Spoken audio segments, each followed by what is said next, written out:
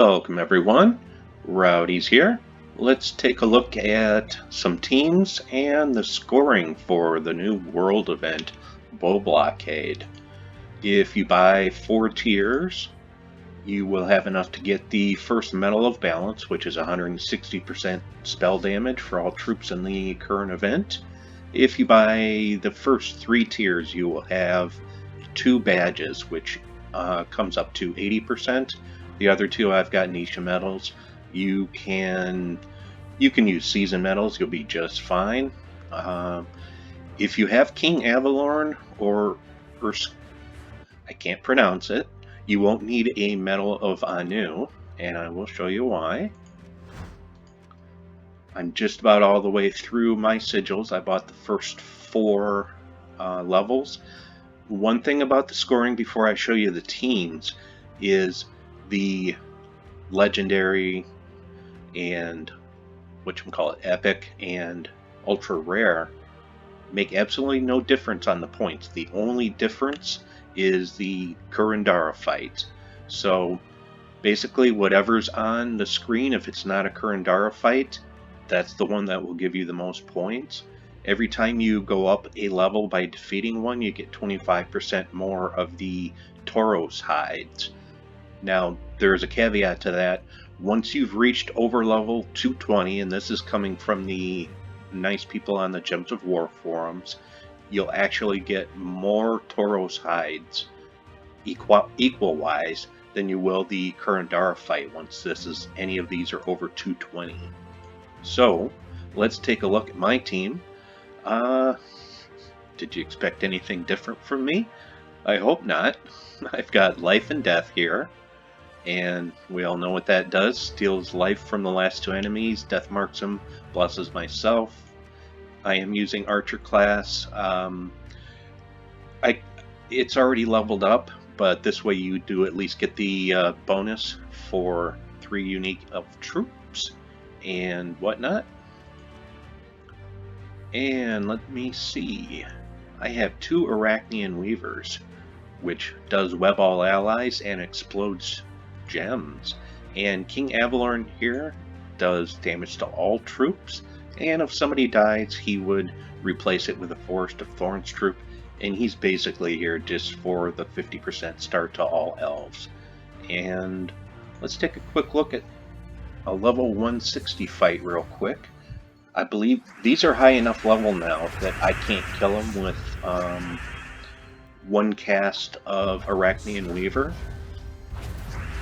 So I'm having to cast Life and Death first. And these troops are starting to hit kind of hard. And that's where web is nice. And you can see Arachnian Weaver just about refilled himself with that 1 cast. And the second one's enchanted. Boom. If you don't have 2 Arachnian Weavers, which I know a lot of people don't, I did start out this fight with Yao down here, and that seemed to work just fine.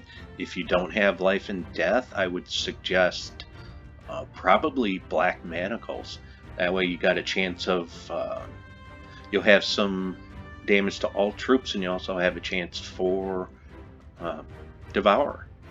A 20% chance on each of those. So, if you don't have King Avalorn,